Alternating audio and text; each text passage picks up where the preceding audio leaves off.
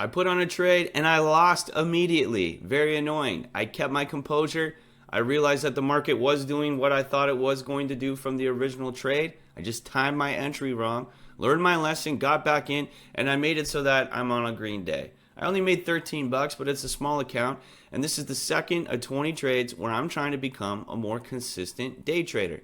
I'm good at swing trading and long-term holds and kind of selling vertical spreads and options trading and stuff like that, but I've never really been that great at day trading. So I'm trying to become a more consistent trader. The only way to do that is by taking a consistent approach, obviously, and breaking it out over 20 solid trades. So this is day 2 of 20 if you want to follow along. And in this video, I break down a ton of golden nuggets and I trade live for you and explain everything as we go. So let's hop on in and get started right now. The strategy is basically just following volume. So I see the big red volume candles on the 5-minute chart. This is micro futures for the S&P 500. I see a nice push down, and you can do this for any stock. And then, the push across to the 15 EMA, and then it comes down here.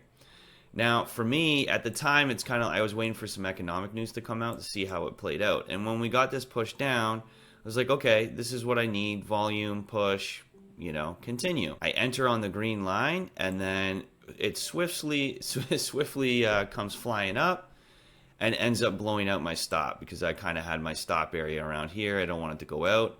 It got a little too heated, and then you can see that over here. I lost $116 on that trade. That sucks. And then it quickly continues down. So it's like, I'm just being real with you. I still have a trade here where the volume has increased even more to the downside now. So I entered back in right on the green line here. So I'm still short. I had 3, so you can see I made $20 on the one contract. I always just trade 3 contracts right now, 3 micro contracts, because it's a smaller account. And then I still have 2 on to see what happens. The key to my strategy is, and this is from the book Trading in the Zone with Mark Douglas, he says that once he got 4 points in the futures market, he would just take 1 contract off. So I'm locking in right away a little bit of profit when the move goes my way. So I already did that. You can see I got out at 45.79. But I think today's lesson would be that for myself and for you as well, that I should not have entered here because this was kind of no man's land.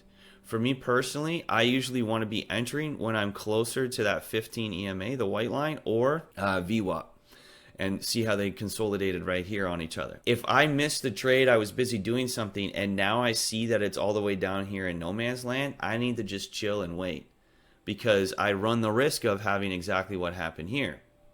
So even when we came down and pushed down here, I wanted to learn my lesson. I did not enter here, and I stayed patient and waited for the inevitable pullback because stocks don't just go straight down forever and straight up forever. They always make pullbacks. Here we kind of come up, we pull back a bit. We come up, we pull back.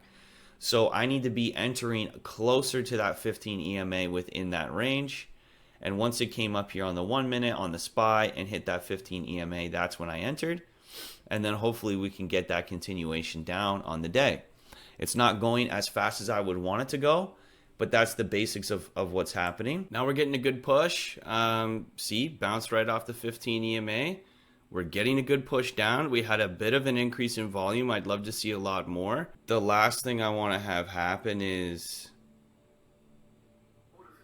Oh, there you go. I got filled anyway. We could definitely still get a push down for sure, obviously, but I just made 63 bucks on that. And if we go to the 1 minute, kind of narrow in there, the Bollinger is still moving down, which is good. So we could get a push. But if it ends up breaking up from here, I just don't want to have a nice move, especially because I already lost the 116. So that's kind of playing with my mind a little bit.